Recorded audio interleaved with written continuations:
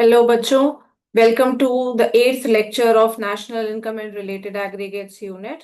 सो आज बच्चों हम करेंगे सर्कुलर फ्लो ऑफ इनकम, जो एक काफी इंपॉर्टेंट टॉपिक है यूजुअली फॉर अ 3 मार्कर और 4 marker question. So that belongs to chapter 1 as you can see on the screen right in front of you.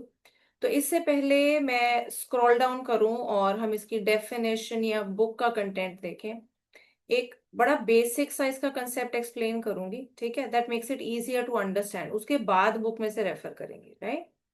तो टॉपिक आपके सामने है which reads circular flow of income.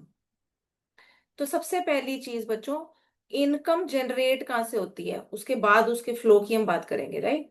Circular हमें पता भी है, talking about like cyclical movement, ठीक है? सो इनकम जनरेट कहाँ से होती है? इनकम जनरेट प्रोडक्शन से होती है, ठीक है?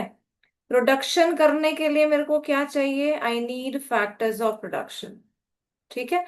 सो फैक्टर्स ऑफ प्रोडक्शन इकट्ठे आएंगे प्राइमरली, और लैंड, लेबर, कैपिटल, एंटरप्रेन्योरशिप या एंटरप्राइज जिसको बोलते हैं।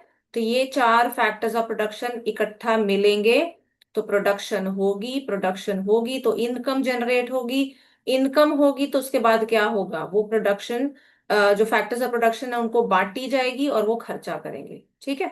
Very simply. सो अब इसको थोड़ा सा डिटेल में देखते हैं। सो एज पर बच्चों our syllabus, what you have to do is circular flow of income in a two sector economy, ठीक है? एक टू सेक्टर इकोनॉमी या टू सेक्टर मॉडल इसको हम बोलते हैं। अब दो सेक्टर्स कौन से हैं? दो सेक्टर्स बच्चों हमारे हैं, हाउस होल्ड्स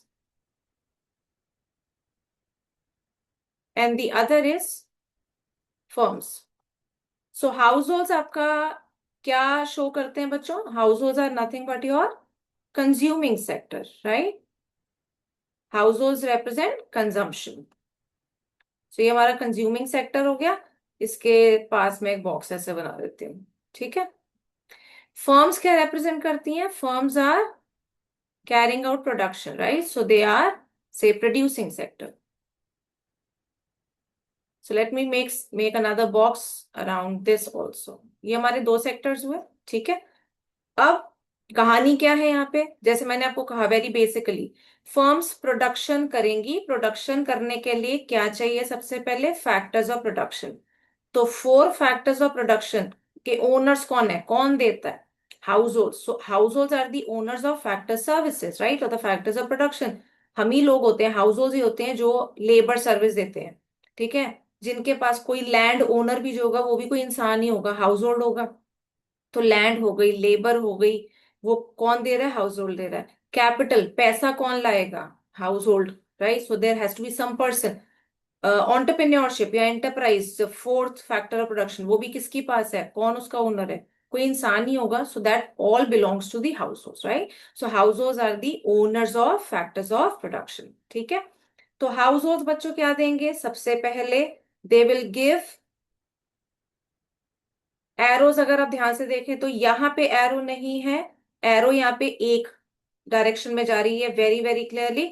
सो एरो किस तरफ है? Is going from the households to the firms, right? तो फर्म्स को क्या मिला? फैक्टर सर्विसेज, ठीक है? फैक्टर सर्विसेज कौन सी? लैंड, लेबर,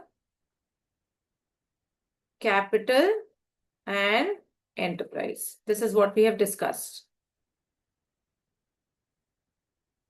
ठीक है? I hope you are clear with the first flow which is happening, right? Household से फैक्टर सर्विसेज फ्लो करती हैं, जाती हैं फर्म्स के पास। फर्म्स उसको इस्तेमाल करके प्रोडक्शन करेंगी, ठीक है? प्रोडक्शन में गुड्स और सर्विसेज बनाएंगी। गुड्स और सर्विसेज कौन खरीदेगा? वो भी हाउस होल्ड खरीदेंगे, ठीक है? तो यहाँ पे एक और चीज मार्क कर देते हैं। सो गुड्स एंड सर्विसेज कहां से कहां फ्लो करेंगी बच्चों? फर्म से हाउस होल्ड्स के पास। तो एरो मैंने इधर की पॉइंट करके बनाई है, ठीक है?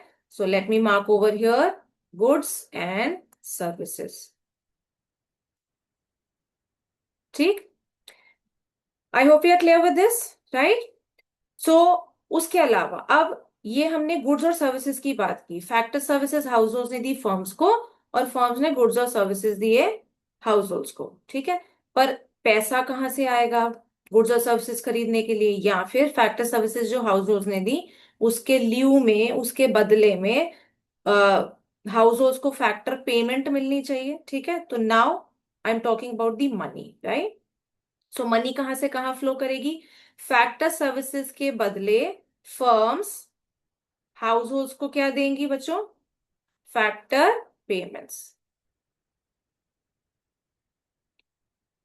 ठीक है, फैक्टर पेमेंट्स कौन कौन सी होती हैं? लैंड के बदले क्या मिलेगा? रेंट। लेबर के लिए क्या मिलेगी? वेज। कैपिटल के लिए क्या मिलेगा? इंटरेस्ट। एंड एंटरप्राइज के लिए क्या मिलेगा बच्चों? प्रॉफिट। ठीक है, the same old four factor incomes you have been studying, right. तो फर्म्स ने फैक्टर पेमेंट्स दी हाउस होल्ड्स को, जिससे उनको इनकम मिली, और ये इनकम उन्होंने खर्ची किसके लिए? गुड्स और सर्विसेज खरीदने के लिए, राइट। तो हाउस होल्ड्स जो खर्चा करते हैं, जो पैसे खर्चते हैं, वो फर्म्स के पास जाता है, और उसको हम क्या कहते हैं? Consumption expenditure. उन्होंने वो पैसा खर्चा on consumption because they are consuming sector, right. So expenditure. I hope you are clear with this. ठीक है, तो अब यहाँ पे आप देखें, बड़ा क्लियर हमारा एक सर्कुलर फ्लो में दिख रहा है। That's a cyclical movement, right. तो ये सर्कुलर फ्लो क्या है? That's a cyclical,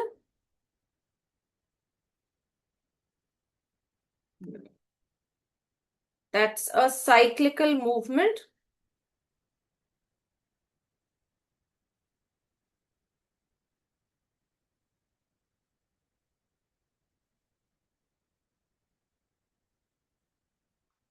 of goods and services and money income. दो ही चीजें आ रही है ना हमारे यहाँ पे। ठीक है,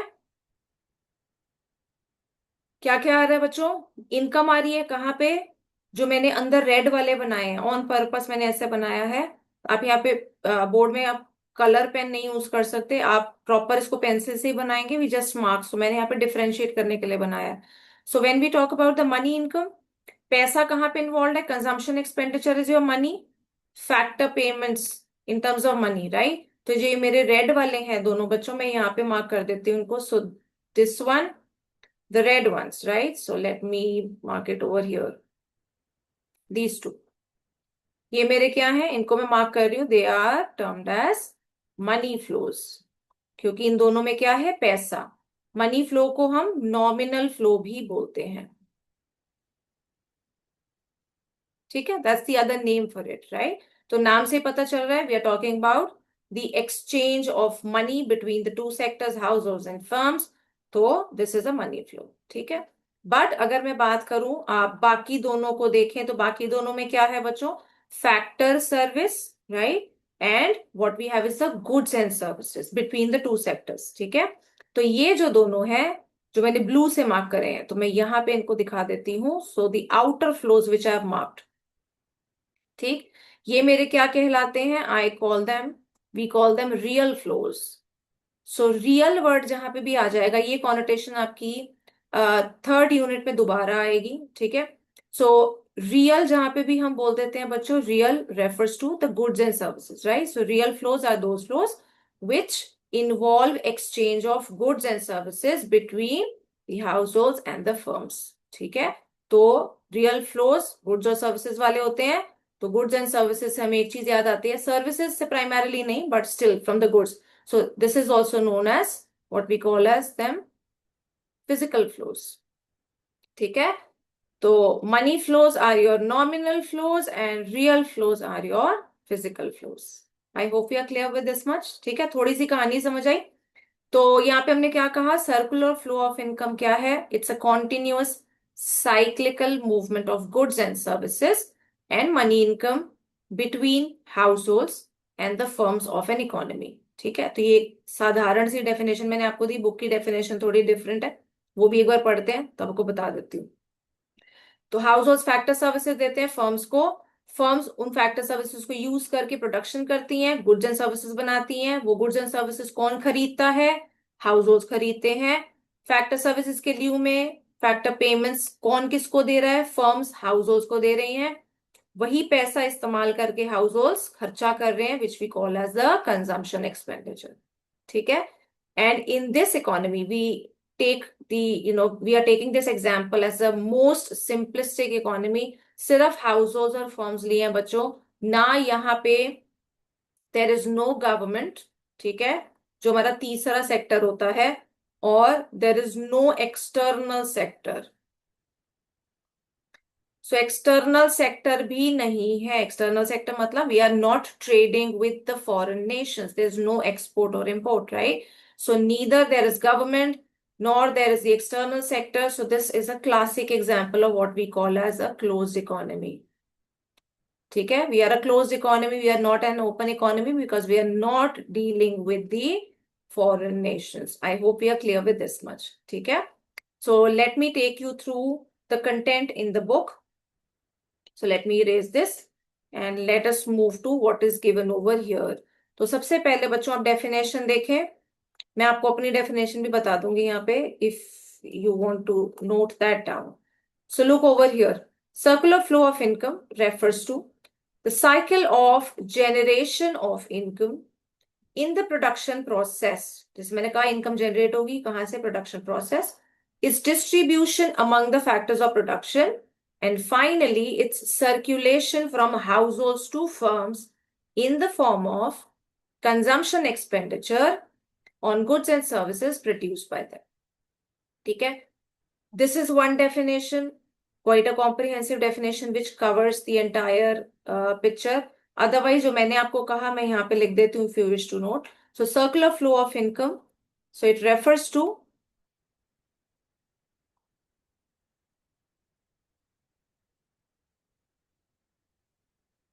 कॉन्टिन्यूस, लिखना चाहें वो भी ऐड कर सकते हैं। ठीक है, so refers to continuous cyclical movement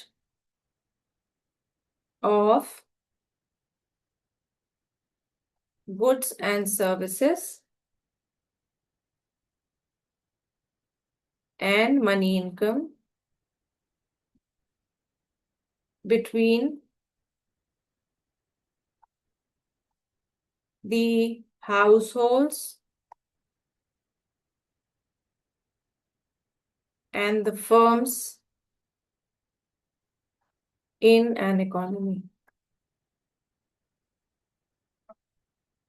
ठीक है, so whichever one you find easier. So cyclical movement, यहाँ भी हमारी वही चीज कवर हो रही है।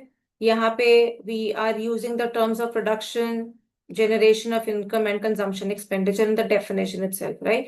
नहीं तो definition वो देके हम process explain करते हैं। तो usually circular flow of income का कॉन्सेप्ट बच्चों एक्सप्लेन करने के लिए आता है। So mostly it's a 3 mark का क्वेश्चन, कैन बी आज एज अ 4 मार्क का क्वेश्चन एज वेल, राइट? सो 3 नंबर का क्वेश्चन मोस्ट लाइकली रहता है। सो लेट अस सी फर्दर। अब यहाँ पे if you just look over here, तो यहाँ पे बच्चों आपको phases of circular flow of income दिया है। इस पे मैं बाद में आऊंगी, पहले मैं आपको वो सर्कुलर फ्लो, वो साइकिल दिखा रही हूँ जो मैंने आपको एक्सप्लेन किया। So be very clear when you get a question of explain circular flow of income in the examination, you write the definition of circular flow and then you explain that cycle, right? So वो आपको book में थोड़ा सा बाद में मिलेगी। So if you just see over here, see यहाँ पे they are explaining you circular flow in a simple economy और अ 2 सेक्टर इकोनॉमी। ठीक है, यही है हमारे सिलेबस में। सो यहाँ पे अगर आप देखें, सो जस्ट सी, ठीक है, तो this is the same diagram which I had drawn. This is you know I had utilize 2 different shades. यहाँ पे शेडिंग नहीं है, कलर नहीं है, बट कॉन्सेप्ट सेम है। So household factor services दे रहे हैं, note the arrows please. To the firms, firms goods and services दे रहे हैं हाउस होल्ड को। फर्म्स ने फैक्टर पेमेंट्स दी हाउस होल्ड को, which money is utilised in the form of consumption expenditure by the household and returns back to the firms. ठीक है, so let us read these points. अब यहाँ पे ये वाले जो पॉइंट्स आपको दे रखे हैं, in order to make our analysis simple we take some assumptions. So what are we saying over here? There are only two sectors in the economy, households and firms. It means there is no government and the foreign sector. As I told you, no government and no external sector. So point number two, ठीक है, तो हमने पहले ये कहा.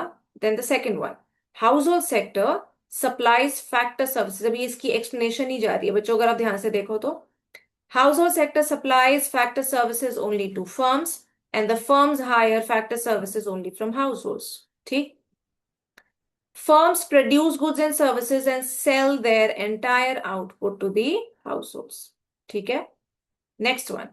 Households receive factor income for their services and spend the entire amount or income on consumption of goods and services, which we talked about as consumption expenditure.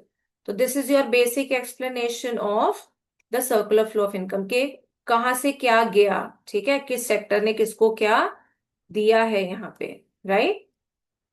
सो ये इसकी explanation हो गई जो आप डायग्राम बनाने के साथ में लिखेंगे. Point number 5, there are no savings in the economy. अब ये पॉइंट इंपॉर्टेंट है जो हम मिस नहीं करेंगे. ठीक है.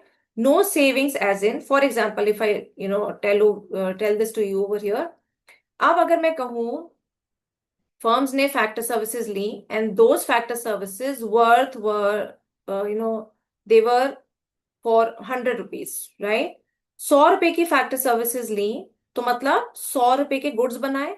तो याद करो जो हमने रियल एग्रीगेट्स पढ़े थे बच्चों, इनकम एग्रीगेट्स, हमने कहा था नेशनल इनकम या हमारी जो डोमेस्टिक इनकम जिसको इवेल्युएट करेंगे वो किस पे होती है, फैक्टर कॉस्ट पे. ठीक है, विच इज द एक्चुअल और money value what we called as. So 100 रुपए के वर्थ के हमने गुड्स बनाए. अब यही 100 रुपए, यही मैंने प्रोडक्शन करी है तो यही 100 रुपए मैं फैक्टर पेमेंट में दूंगी ना. हाँ या ना, मेरे पास यही पैसा जनरेट हुआ तो 100 रुपए की फैक्टर पेमेंट होगी. अब 100 रुपए की फैक्टर पेमेंट होगी, वही हाउस होल्ड की इनकम है. तो अगर हम यहाँ पे अज्यूम करते हैं कि सेविंग्स नहीं है, जो कि रियलिस्टिक नहीं है. रियल लाइफ में क्या होता है, सेविंग्स होती हैं. We out of our income we consume as well, we save as well, right. So savings are positive. But यहाँ पे हम सिंपल सी असम्पशन ले रहे हैं कि सेविंग्स नहीं है.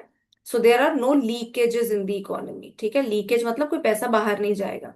तो ये 100 रुपए जो फैक्टर इनकम हाउस होल्ड ने कमाई, ये पूरा 100 रुपए खर्च देंगे कंजम्पशन एक्सपेंडिचर पे.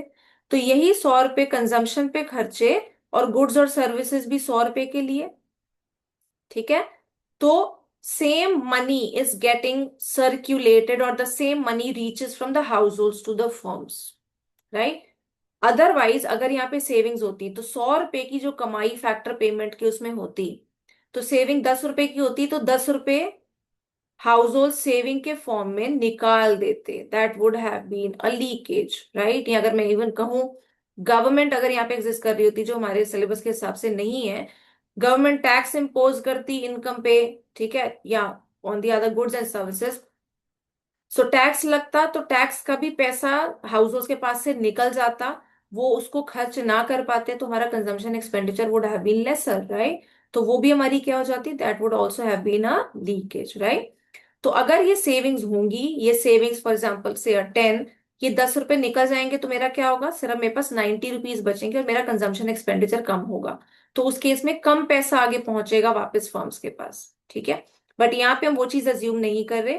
So going by what is there in our syllabus, we talk about this assumption that there are no savings in the economy. That is, neither the households save from their incomes nor the firms save from their profits. So the same money gets circulated between the households and the firms. Neither there is an injection, so no leakage or no injection. ठीक है. हालांकि इसका detail बच्चों आपके 12th level पे नहीं है, but just still referring to that particular these terms. Right, just for your information. हालांकि पॉइंट आप सिर्फ इतना ही करें, this is what is required. Right. So I hope we are clear with the circular flow of income. ठीक है, आपको ये चीज समझ आ गई. सो 3 नंबर में आपको मैंने बताया क्या लिखेंगे. For 3 marks you write the definition. ठीक है. उसके बाद आप ये 5 पॉइंट्स, ठीक, you write about what is the circular flow of income, what is happening, वही एक्सप्लेन करना है. And then you make this diagram. ठीक है. अब यहाँ पे जो हमने पढ़ा, तो इधर इन्होंने नहीं मार्क किया हुआ, आई शो यू ऊपर। We talked about two types of flows. जो आउटर फ्लोस हैं बच्चों, हमने पढ़ा यहाँ पे factor services and goods and services. इसको हमने क्या कहा, these are the real flows और द फिजिकल फ्लोज, राइट। जो अंदर वाले फ्लोज हैं, इनर फ्लोज जो यहाँ बने हुए हैं, consumption expenditure which involves money, factor payments again involves money, so that is my money flows और दी नॉमिनल फ्लोज, ठीक है। तो ये दोनों का difference, right, that is what we have to do. So now just see over here, तो इसको भी मार्क कर लेना। ये भी कई बार 3 नंबर का क्वेश्चन, अगर स्ट्रेट फॉरवर्ड क्वेश्चन आए तो आ जाता है, ठीक है। सो 4 पॉइंट्स आपके सामने हैं, तो करने को हम चारों कर लेंगे। I discuss all 4। बेसिकली आप 3 इसमें याद कर लो। So first one, meaning, the way we have been doing, first one always has to be the meaning. So real flow क्या होता है, it is the flow of goods and services between the firms and the households, ठीक है, ये discuss किया था। Money flow is the flow of money between firms and households, ठीक है। Second one, it involves what? So real flows involves goods and services, exchange of goods and services. Money flow involves exchange of money, ठीक है। तीसरी चीज मैंने आपको already बताई थी, what is the alternative name? Real flows are also called as physical flows. Money flow is also called as nominal flow. So 3 basic points for a 3-marker question, right? Another one, difficulty in exchange. Real flows में बच्चों हमने कहा goods and services हैं, तो goods and services अगर हम सिर्फ याद करें, when we are saying there is no money involve, तो बार्टर एक्सचेंज की जो लिमिटेशंस है वो फेस करनी पड़ सकती है। However when we have money involve, there are no such difficulties of exchange, right. So real flows, there may be difficulties of barter system in exchange of goods and factor services, ठीक है। So may be difficulties of barter system, right? However, there are no such difficulties in the money flows. So no such difficulty in case of money flows. ठीक है। सो ये वाले point simple थे। I hope we are clear with this, right. और यहाँ पे बच्चों एक और चीज बता दूं, जैसे मैंने जो सर्कुलर फ्लो का डायग्राम बनाया था उसमें मैंने आउटर और इनर मार्क करे थे। तो मैं यूजुअली बच्चों को यही सजेशन देती हूँ, पेपर में भी बनाएं जब सर्कुलर फ्लो हो वाला डायग्राम, तो आउटर और इनर एरोस करके बस मार्क करके छोड़ दो। 3 नंबर के क्वेश्चन में सिर्फ सर्कुलर फ्लो अगर पूछा है तो आपको वहां पे रियल और मनी फ्लोज अलग से एक्सप्लेन करने की जरूरत नहीं है, ठीक है। So now coming back to the last bit of this, जो हम ऑलरेडी वैसे डिस्कस कर चुके हैं बट थ्रू से another name, right. So phases of circular flow of income which leads us to the 3 different methods of calculation of national income. That was the reason मैं इसको circular flow बच्चों बाद में ही कराती हूँ, ठीक है। सो if you just see over here, अब यहाँ पे ये आपने तब लिखने हैं जब आपको 3 फेजेस पूछे जाएं, ठीक। तो सर्कुलर फ्लो ऑफ इनकम की सिग्निफिकेंस भी यही है कि हमें ये क्या बताता है, this cycle tells us about the 3 phases of generation of income, distribution, and the expenditure disposition in an economy, right? So this can again be asked as a 3-marker question, ठीक है, क्योंकि 3 फेजेस है हमारे पास, right? So 3 different phases: generation, distribution, and disposition. Disposition is nothing but incurring the expenditure. So let us see, let us read these 3 phases and mark. हालांकि हम already discuss कर चुके हैं, तो पहला वाला देखते हैं। जैसे मैंने आपको एक्सप्लेन किया था शुरुआत में ही, हमारी जो इनकम है वो कैसे जनरेट होगी, through the production process, right. So generation phase, in this phase firms produce goods and services, और कैसे प्रोड्यूस करेंगी, with the help of factor services, ठीक है। शुरुआत यहीं से होती है। दूसरा, डिस्ट्रीब्यूशन फेज, जो उन्होंने प्रोड्यूस किया, जो फैक्टर सर्विसेज उन्होंने ली, उसके बदले में उन्होंने फैक्टर पेमेंट्स दी, तो इनकम जो जनरेट हुई वो बांटी जाएगी इन the form of factor payments, factor incomes, right. So this phase involves the flow of factor income, that is rent, wages, interest and profit from firms to the households, ठीक है। तो ये distribution phase हो गया, या इसको income phase भी बोलते हैं। तो अगर आप यहीं पे देखें, generation of income is your production phase, distribution of income is your income phase. Income वहां पे रिसीव हो रही है फैक्टर ओनर्स को। Third one, the last is disposition phase, which is the expenditure phase, right? So look over here. So firms ने पैसा बांटा, factor income दी household को, तो हाउस होल्ड के पास जब पैसा आया वो क्या करेंगे, उसको खर्चेंगे, और वो पैसा वापस चला जाएगा खर्चने पे फर्म्स के पास, ठीक है। So in this phase the income received by the factors of production is spent on the goods and services produced by the firms. In this way, income generated in the production units reaches back to the production units and makes the cycle complete, circular flow complete. ठीक है। I hope you are clear with the three phases बच्चों। और आपको ये चीज बिल्कुल clear हो गई होगी कि अगर circular flow of income explain करने के लिए आता है, तो हम सर्कुलर फ्लो, जो हमने दूसरा डायग्राम बनाया है, जो हाउस होल्ड और फर्म्स को हमने शो किया है ना, टू सेक्टर इकोनॉमी, तो हम उसको एक्सप्लेन करेंगे, ठीक है। और अगर हमें तीन फेजेस आते हैं या सिग्निफिकेंस के तरीके से आता है, then we write this that the circular flow of income tells about or highlights the three phases in an economy: generation phase, distribution phase, disposition phase, leading to the three methods of calculating national income. So इन्हीं तीन नामों के हिसाब से बच्चों हमारे तीन methods होंगे जो हम फोर्थ चैप्टर में पढ़ेंगे अब। सो हमारा पहला is production method. This is the first method which we'll be doing. Second is the income method and the third one is the expenditure method. तो ये हमारे तीन मेथड्स हो जाते हैं जिससे हम नेशनल इनकम कंप्यूट कर सकते हैं, ठीक है। So theoretically, conceptually, all three give us the same answer. So वो हम तब करेंगे when we after this, when we move to chapter 4, right? So I hope we are clear with circular flow of income, and इसके साथ बच्चों आपका first chapter so to से खत्म हो गया। सर्कुलर फ्लो ऑफ इनकम हमने पहले छोड़ा था, स्टॉक एंड फ्लो कर लिया था, ठीक है। So we are done with this as well now, right? So I hope we have got the understanding circular flow of income के बारे में, कि इस पे छोटा हमारा 3 नंबर का क्वेश्चन आएगा तो हम क्या लिखेंगे, ठीक है। So that was all for this particular class. I will see you in another lecture, and I'll start with the fourth unit, fourth chapters. The fourth chapter of your national income wala unit, which is the methods of calculating national income, right? So till then, revise and enjoy studying.